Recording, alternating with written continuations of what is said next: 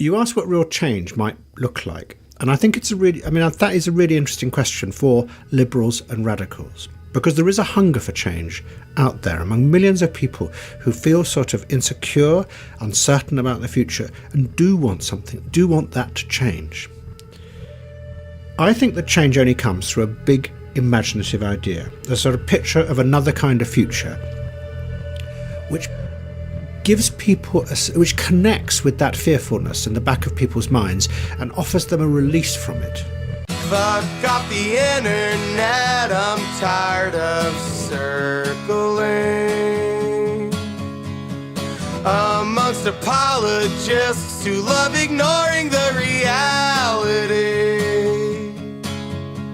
of unarmed civilians executed publicly. They want you to be a ghost when they rob you of your hope, but you've got power when they're not expecting anything. Born as a data mine for targeted marketing,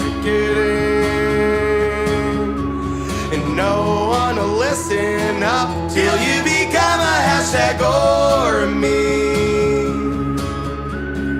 Hate's not a fad that dies with its virality.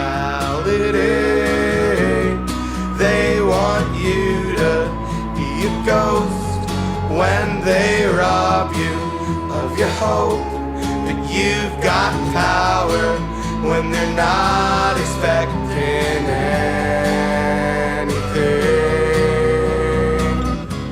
Rush to my phone because I don't want to feel alone. They forced us to grow into a world without a soul. The point is that change, political change, is frightening. It's scary. It's thrilling because it is dynamic and it's doing something to change the world. But it is scary because it can change things in ways where nothing is secure. It's like being in an earthquake. Even the solid ground underneath you begins to move and things dissolve that you think are solid and real. And I think that the question liberals and the left have to face at the moment is a really sort of difficult question, which is, do you really want change? Do you really want it?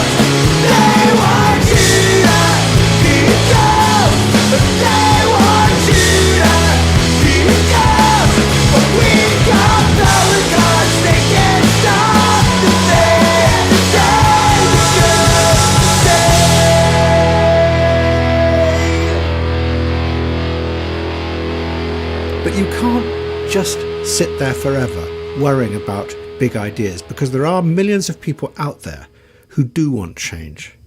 And the key thing is, they feel they've got nothing to lose. You might have lots to lose, but they feel they've got absolutely nothing to lose. So things won't remain the same, but society may go off in ways that you really don't want.